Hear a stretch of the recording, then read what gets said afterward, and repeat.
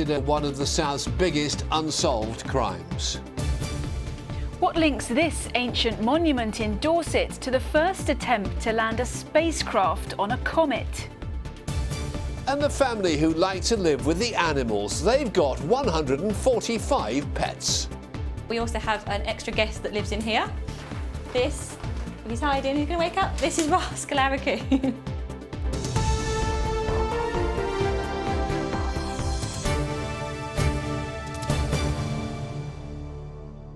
Good evening. Her loved ones were warned to expect the worst after Cheryl Horton Powell collapsed at home and her heart stopped beating for 10 minutes. But after days in intensive care in a medically induced coma, the mum of two from Southampton was brought back to life when her family played her favourite song. Now she is so well she wants to raise money for other cardiac patients along with the musician who helped her recovery. Kerry Swain takes up the story. How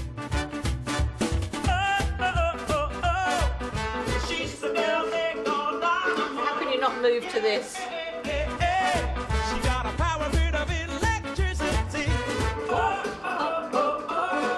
She says this song makes her feel alive, and you could say it brought her back from the dead. Cheryl Horton Powell was left in a medically induced coma after collapsing with heart failure at her home near Southampton. Doctors warned she had only a 50% chance of survival, and even if she lived, might have brain damage. Her daughter Gemma had already saved her life by performing CPR as she lay on the kitchen floor. In intensive care, she began to play her mother's favourite song. And it was the most magical moment. I think I will never forget it. Me and my brother were it was just beautiful, it really was. She was like bobbing her head and she was doing all these facial expressions and she was watching her feet underneath the sheet, just tapping away. She actually started mouthing the lyrics and it was just like, it was the first moment to think, you know what, she's going to be okay. Just shows you how powerful music can be, and you know, I hope that people who have got family in, because maybe you don't know what the mind's doing when someone's unconscious, so try anything and you know, fish out their favourite records and see what that does for them. Cheryl emailed, "It's great to see Si on the show this morning. He helped save my life." This is the moment that musician Si Cranston learned about the power of his music live on television. Did you know? No, I didn't know. I was truly touched, just felt so humbled, and I just felt it was wonderful that a song of mine could just literally give someone that a second chance at life. Been on top of the world ever since, really.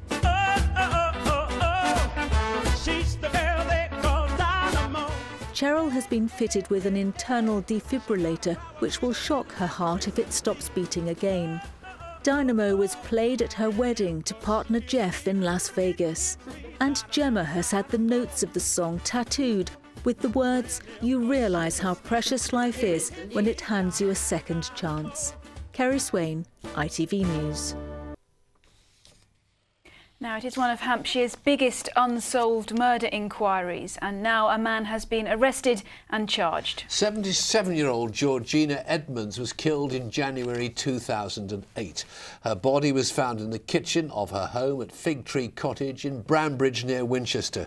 She'd been beaten with a rolling pin. Andrew Pate has more. Georgina Edmonds died almost 7 years ago. She was found by her son Harry and her dog Walker. They'd become worried when they couldn't see any lights on in her home. The 77-year-old lived alone in Fig Tree Cottage, her family in a neighbouring house on the same grounds. The grandmother of two was found with multiple stab wounds. Detectives believe she was then beaten with a rolling pin. Hampshire Police launched one of their biggest ever investigations. The main focus was a search around Mrs Edmonds' home in Brambridge. It meant scouring the woodland and a stretch of the River Itchen. The pensioner's mobile phone was found on the towpath near her house, and over the years the police have returned to the area to look for clues. The police took hundreds of DNA samples and also investigated similar crimes across the UK and worldwide. At one stage, Mrs Edmonds' family offered a reward of £20,000 for any information that could lead to the conviction of her killer. At its height, Operation Columbian had more than 350 people named as suspects. Hampshire police say a man has now been arrested and charged. The man, who can't be named for legal reasons, has appeared at Winchester Crown Court and been remanded in custody. Andrew Pate, ITV News. Detectives investigating the murder of Valerie Graves in West Sussex say there's been a significant development in the case after the recovery of a DNA sample.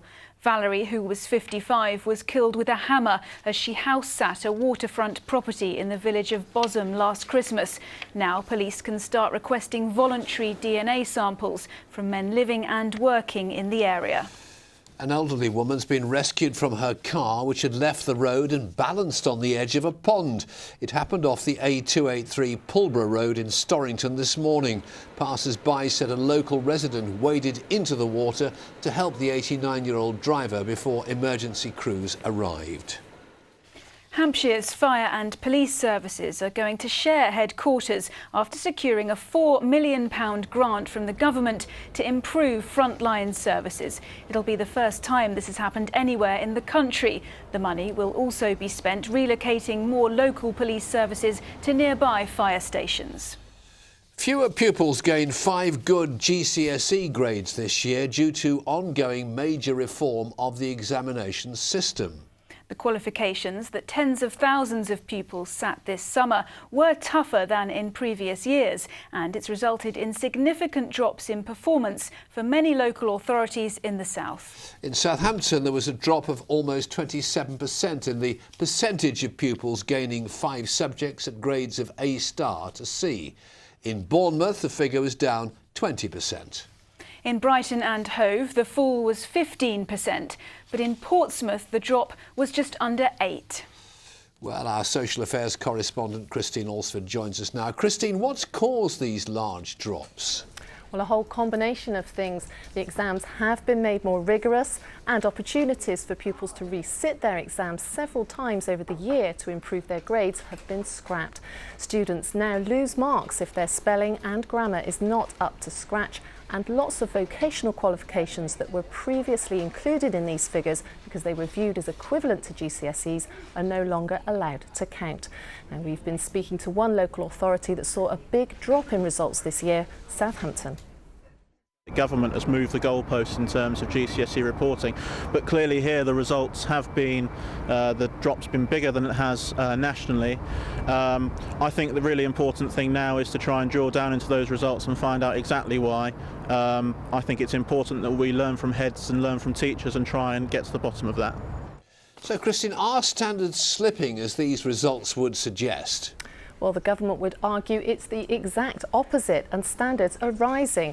We've been out talking to students at Bitton Park in Southampton who sat these exams in the summer about just how tough they found them. There's a lot more work to get done now. There are a lot more exams to do. Quite daunting, worrying, yeah, it did feel quite tough. I think they've become tougher, and I think, the grade boundaries are a lot more higher, and that's why there's a lot of remarks, but I don't think they're too bad. They're taking away so much of the coursework, which means that most of the courses, the majority of them, is all exam. The whole period was just really stressful, really. I think it wasn't just me who found that. Well, the big emphasis from now on is going to be not on how many GCSEs pupils achieve, but the progress individual students make between the end of primary school and their final GCSE grades. And on that, many of our local authorities are doing pretty well. Christine, as always, thanks very much indeed. A group of MPs say former Gurkha soldiers from the south should get a better pensions deal, but they say full equality with all former service people is unaffordable.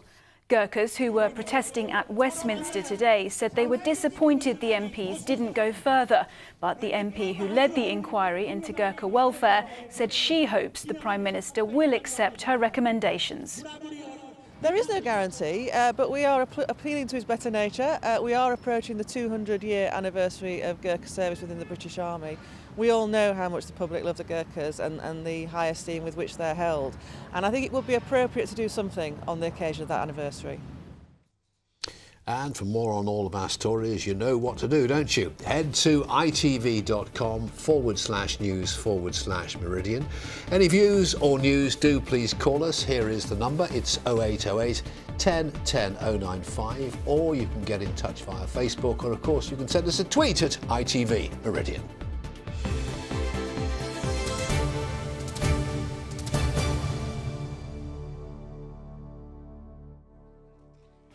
Glam rock singer Alvin Stardust has died. The 72-year-old who lived at Billingshurst in West Sussex was recently diagnosed with prostate cancer. Best known for hits in the 1970s such as My Cuckoo Choo, he was due to release his first studio album in 30 years next month. It's really sad. But on a happier note, what makes you happy? Your family, money, where you live perhaps? Apparently, we are getting happier, and the government believes it's key to the success of the nation. Indeed, David Wood now reports on the new role happiness is playing in British politics. Smiling and laughing may seem simple, but the government says they're important. But what actually makes people happy? I think part of being happy is enjoying what you do every day, from the mundane jobs to the bigger jobs as well. One of the things obviously is being successful in my work and business life. That's hugely important. Maybe enough money to go on a really super holiday. What would make me happier in life? To fulfil a dream of owning my own Aston Martin. For 4 years, the government has been trying to measure our happiness. The latest results show almost 3/4 of us have high happiness. On the whole, women are happier than men, and 65 to 74-year-olds are in the happiest age group. Happiness from a psychological perspective, I guess, is a sense of well-being. It may range from just basic contentedness to just feeling overjoyed, a sense that things aren't only all right now, but that you're okay, the situation's okay, that the future's okay, that you like who you are and where you are. I guess that's happiness. And that's what the government wants to tap into. We have to remember what makes people happy, as well as what makes stock markets rise. Prosperity alone can't deliver a better life. And it's happier people who are said to be more productive and overall more healthy, which is why the government wants to know what makes voters tick.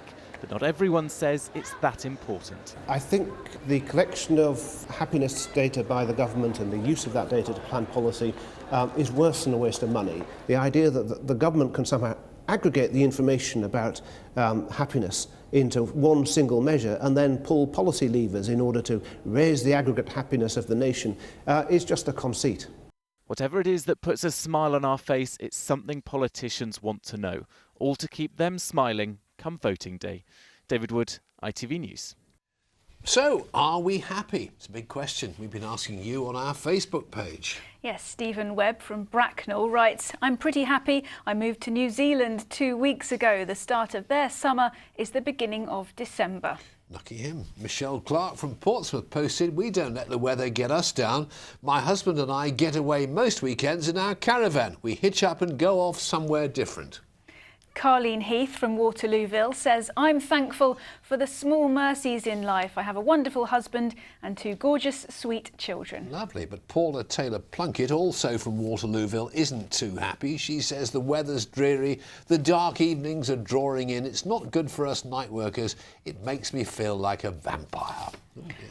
But Tanya Pluter from Sussex posted, I've put my Christmas tree up already. It brightens up the dark days and evenings, and I have candles with lovely scents. So the miserable days are now cosy. Shall we head round there later? Yeah, we're going there for tea. We'll be there about an hour. Thanks for all of your comments. Do keep them coming. And you can see more on whether Britain is happy if you watch the Tonight programme this evening here on ITV at 7:30.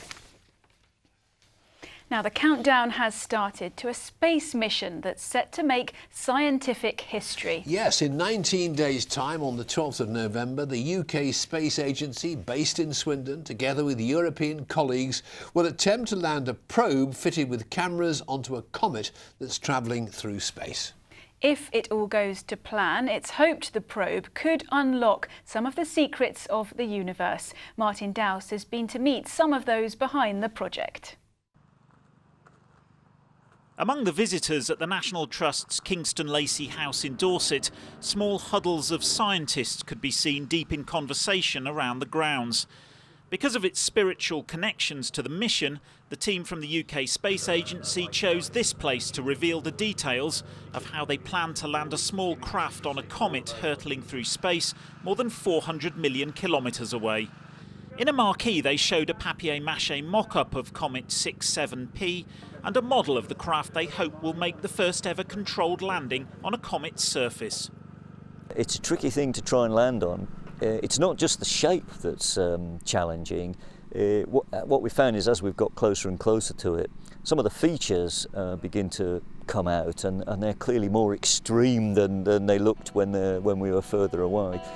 The landing probe Philae will be launched from the European spacecraft Rosetta, which has been flying through space for a decade and chasing this comet since the beginning of this year. It's been named after the Philae obelisk, which has stood in the grounds of Kingston Lacy since it was brought here in the 1820s by the house's owner, Egyptologist William Banks. Together with the famous Rosetta Stone, its markings were used to first translate ancient hieroglyphics. On November the 12th, radio signals sent to deep space will tell Rosetta to launch the Philae lander towards the chosen landing spot on the comet.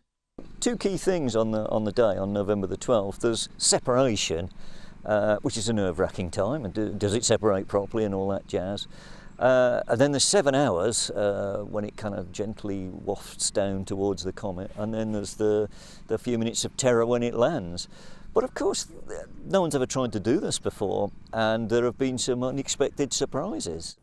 To give you some idea of what they're trying to pull off here, imagine a plane is flying 20 kilometres overhead and they push out of the door something the size of a washing machine and hope that it lands on Kingston Lacy House. But it could land anywhere within a 500-metre diameter of the house, and they don't know exactly what kind of terrain it's going to hit. If, and it's a big if, Philae touches down safely on the comet, it's got 64 hours worth of battery to gather data, drill the surface and take panoramic photos. Just as the obelisk helped us to unlock and understand the ancient past, so it's hoped its high-tech namesake could unlock much deeper secrets to help us understand how the universe was formed. Martin Dowse, ITV News. Now, a new Hollywood war film, much of which was shot in Dorset and Oxfordshire, has hit cinemas across the UK. Yes, it stars Brad Pitt, but perhaps the real star of the film is a tank from here in the south. The film is called Fury, after a Sherman tank owned by the Tank Museum at Bovington in Dorset. Brad Pitt and his co-stars lived there for months. Well, the museum has now opened an exhibition showing its role in the making of the movie. David Woodland has more.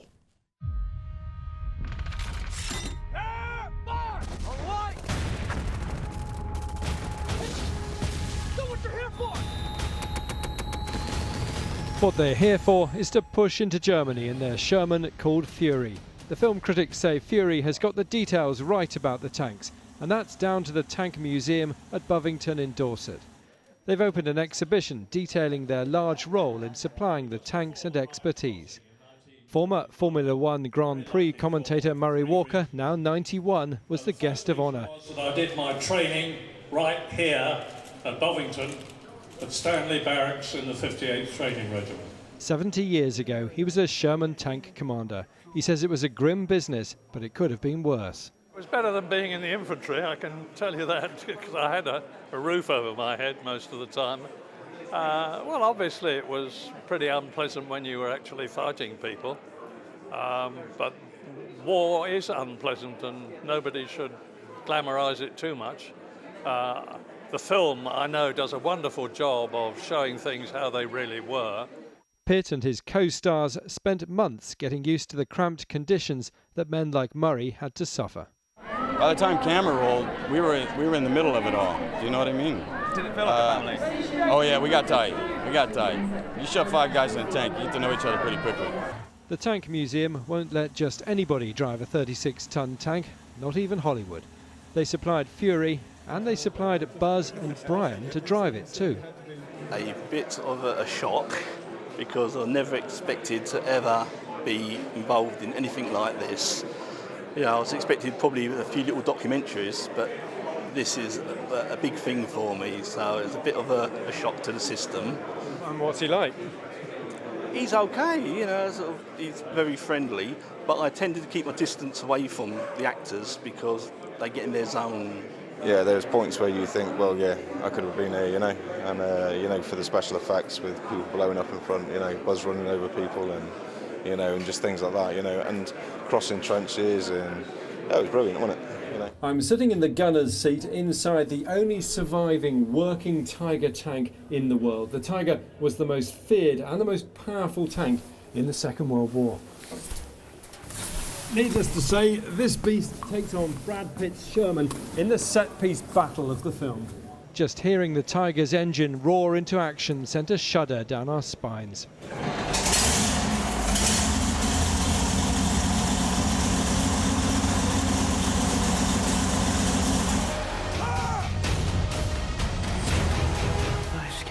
I'm scared too. We're still in this fight! We're still in this fight! Come on! Everyone was scared. The Shermans were more reliable and more plentiful than Tigers, but if you got hit by a Tiger, death was the usual outcome. David Woodland, ITV News, the Tank Museum at Bovington. Fascinating. Well, from films to music, and stars of the music industry walked the red carpet last night at the Mobos. Now celebrating their 19th year, the awards represent the best in music of black origin. Last night's ceremony saw the spotlight on up-and-coming talent from the South. The girl group MO from Aylesbury were in the running for Best Newcomer. They chatted to Asana Greenstreet at the event about how important the Mobos are to them. When you dress up the red carpet with chart-topping success, the party's bound to go down with a swing.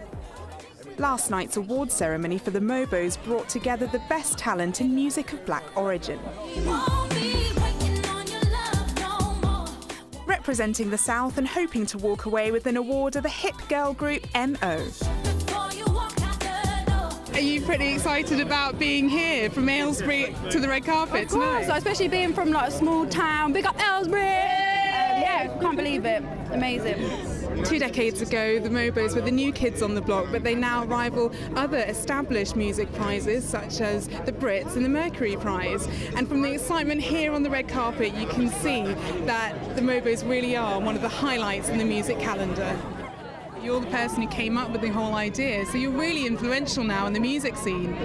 I think it's really important, to be honest, to identify, inspire, motivate and celebrate phenomenal, you know, talent, really.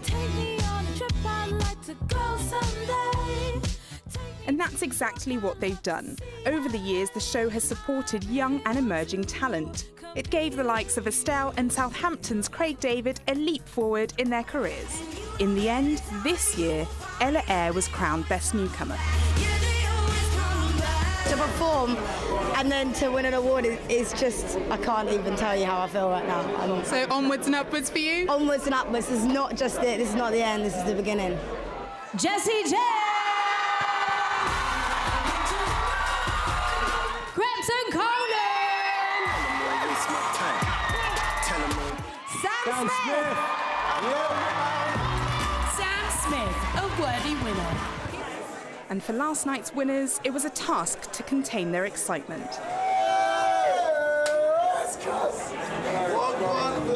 The ceremony was full of highlights. And as for lowlights, perhaps that the evening didn't go on for longer. Asana Greenstreet, ITV News. What an event. It's often said we're a nation of animal lovers, of course, but one family's taken that to a whole new level. Yes, Jamie and Michelle Mintram share their 3-bed house with, wait for it, 145 pets. And we're not just talking about cats and dogs either, as Sarah Cooper's been finding out. An ordinary house in an ordinary street. But the inside is anything but. Because this 3-bed is home to hundreds of animals. There's snakes and skunks, ferrets, and even a crocodile in the garage. We've got meerkats, We've got skunks, like lovely little Dusty here. We've got raccoons, we've got Asian palm civets. We've got the giant bunnies that live loose in the garden. We've got raccoon dogs, we've got skinny pigs, hedgehogs. It's too much to list, to be honest. And they've slowly taken over. No room for a table in this dining room, and the children even sleep with their favourite pets by their side. But their playroom's off limits. All the toys are in cupboards, but we also have an extra guest that lives in here. This, if he's hiding, he's going to wake up. This is Rascal Raccoon. He's a really friendly guy, and he's really naughty. He's not meant to go in this cupboard, but he's so clever, he's worked how to open it, and he's made himself a bed out of the kids' dress-up clothes. Jamie's got a licence to look after exotic animals. Lots of these have been rescued from irresponsible owners. But owning all these animals doesn't come cheap. It costs £1,000 a month just to feed them. Then there's the vet's bills and the electricity. And because lots of these animals here need a constant source of heat, that can cost about £250 a month. On the plus side, the fridge is always full with this many mouths to feed, but soon it'll be a full house too. Obviously, we can't keep taking on animals as much as we would love to. We know we're pretty much at our limits here. Our plan is we're looking to open up a small zoo. And the unique sort of selling point, almost you could say, of this zoo, it's going to be made up of rescued animals. So the Mintram family menagerie could soon be on the move, but it could take a while. Sarah Cooper, ITV News. Oh, it certainly could, couldn't it? Right, weather time now, and our own Dr. Dolittle Simon's here. What are you saying? I'll work very hard. I'll have you know. But if you've got 145 pets, how do you keep them all? Because surely you'd lose a few now and again, particularly as animals are very good at playing hide and seek. And here's the proof from the pictures that have been coming in. First up, Ricky Wallace in Oldham Marston found a cow that thinks it's good but isn't. If only there were still leaves on the tree. Look. Whilst Margaret Reed discovered someone who was trying to do the pretend you're a garden ornament thing, just about getting away with it.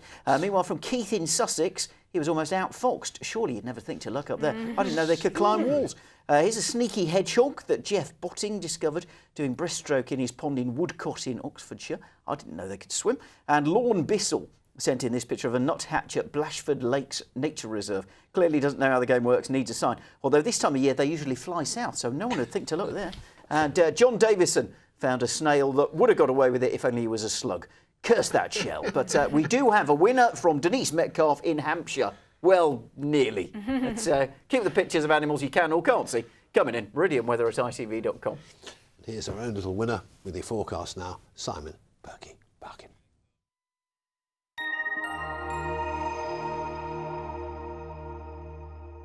That's us driving on, us driving off in France, and us on the bridge. Driving to Europe. Eurotunnel Shuttle sponsors ITV Meridian weather. Well, here's a lovely bit of welly-related art that also includes a top tip that might get you through the next 24 hours because things are going to turn just a little bit damper. A couple of weather fronts heading southeastwards, and that means various bits and pieces of rain. Light and patchy to begin with, then some heavier bursts through the night and into tomorrow. But once it's cleared off, things are looking decent for the end of the week and indeed the start of the weekend too. Back to this evening and a lot of cloud on top of us, and there will be some light patchy rain at first. It's through the early hours that we'll start to see the heavier and more persistent rain arrive. Not a cold night though, 13, 14, the overnight low. But of course it will be a bit of a dull and damp start to tomorrow with some heavy rain to get us going. But that rain is moving steadily eastwards, so as it pushes off through the afternoon from the west, we'll see things turn a bit drier and brighter. And the temperatures tomorrow, well, they're up a touch as well. 16 is 61 in Fahrenheit. Now, high tide times you can see in Bognor, just the one around 12 in the afternoon. And then Saturday, yes, there might be a fair amount of cloud at times, but generally we are dry, bright and a bit breezy too. Eurotunnel Shuttle sponsors ITV Meridian weather.